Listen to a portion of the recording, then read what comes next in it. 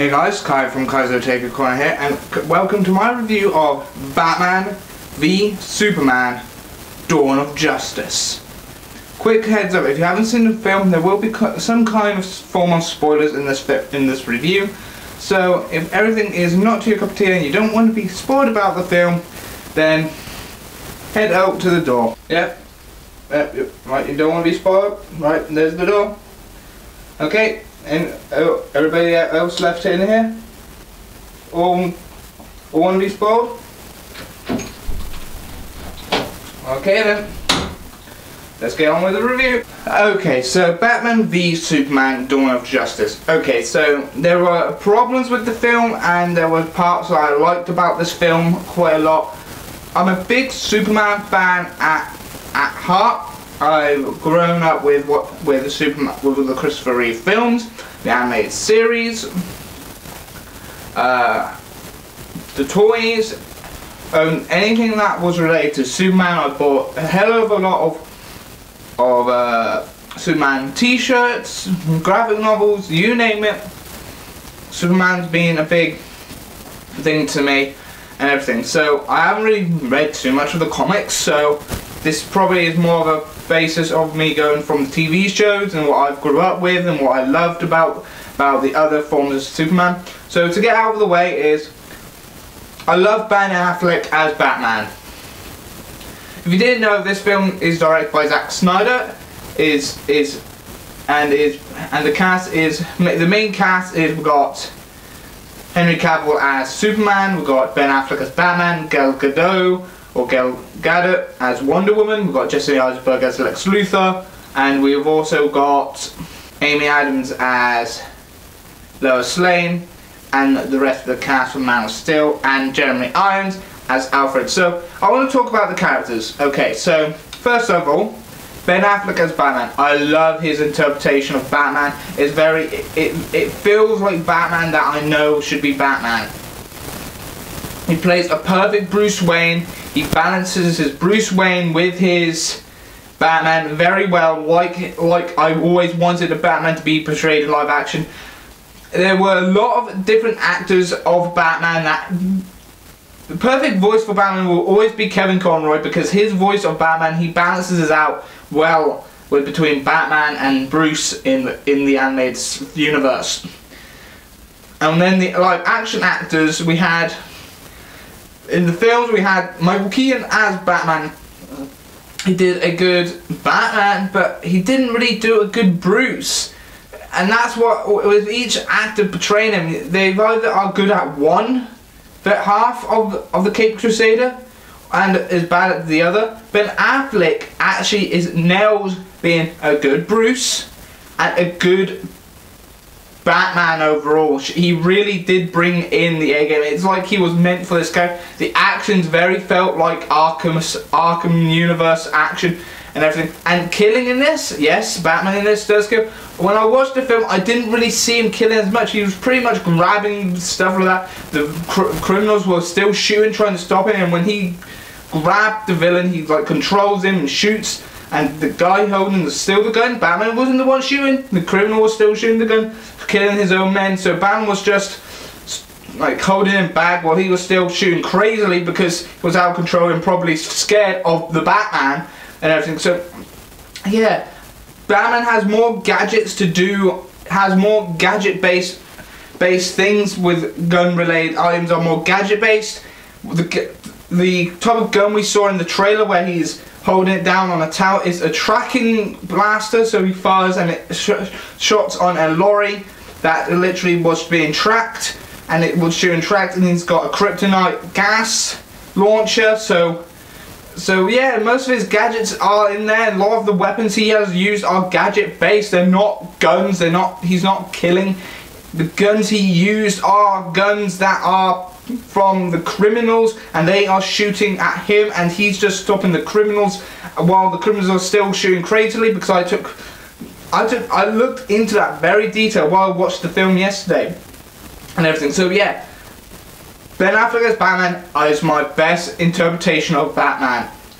Now Henry Cavill is still grown into that role, but I think in this universe, in Zack Snyder's DC universe that Warner Brothers is trying to portray, he is perfect for this role. Very well done. He's still growing to it, but a lot of questions are starting to be answered about his self being in there and everything, but I'll get more into that with the story and plot holes within this film later on.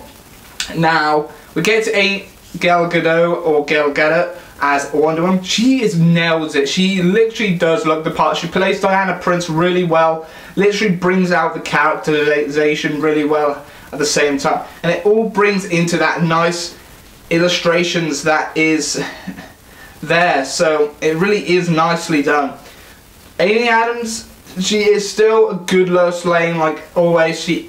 She really did bring up that charisma of Lois and everything still there, but her role was a little bit mismatched in the film, and so much she was more like a Downton expression was just there, and they didn't know what to really do with her. Jesse Eisenberg as Lex Luthor. A lot of people are mixed about Lex here. Well, a lot of people don't like Gene Hackman's Lex Luthor from the Christopher Reeve films.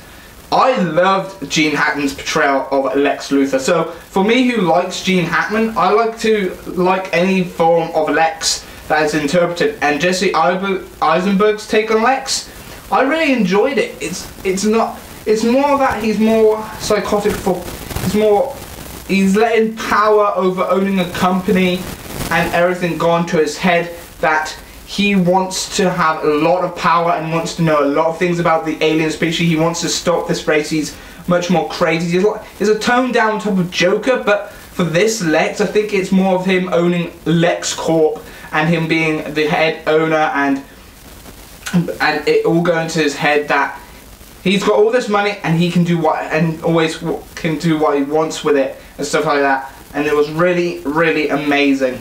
His performance, it's a bit mixed, like I said, but I'm one of the people that enjoyed the performance of Jesse Eisenberg's Lex. So if you're going to hate on it, then hate. I don't care. It's my opinion on the film and stuff like that. So yeah.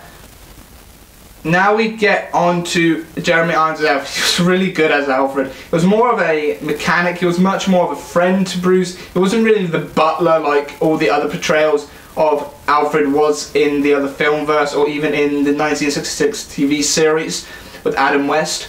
But he really did bring into a new perspective of Alfred, where he's much more the mechanic and stuff like that, building all the gadgets for Batman and stuff in the Batcave, what I think is really, really interesting to me as well, that he brought that sort of thing, everything. But he was really, really great as Alfred. I really love his performance there.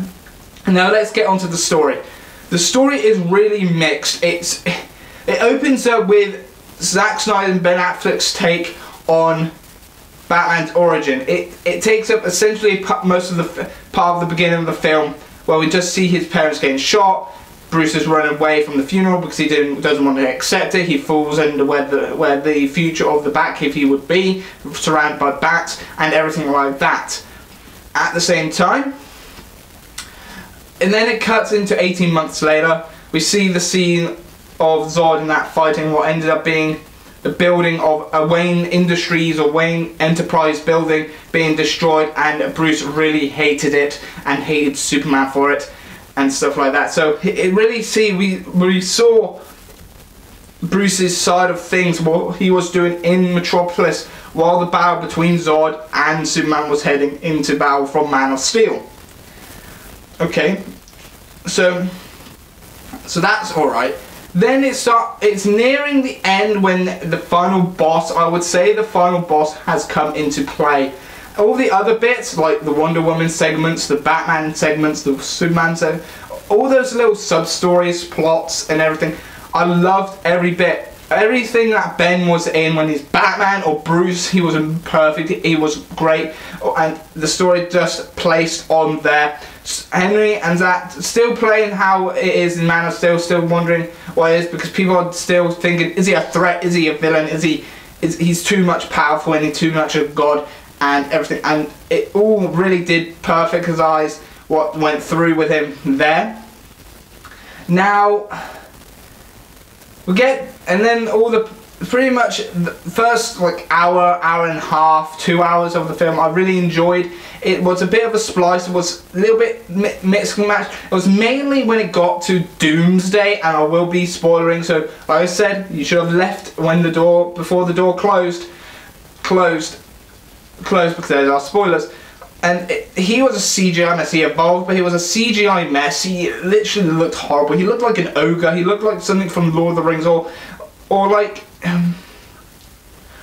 Transformers 3. And what, for me anyway, looked like they reused the explosion scene of Vulcan from Star Trek, from the first Star Trek reboot film. Looked like they reused all of the orcs CGI, because Warner Brothers did own the Hobbit franchise, so they did have the rights to use the CGI again, so they must have reused the orc CGI from that for this film, because he really reminded me as the head orc from the Hobbit films, with some added like spikes, because it looked like they were lazy and they didn't really want to full on make Doomsday look like Doomsday.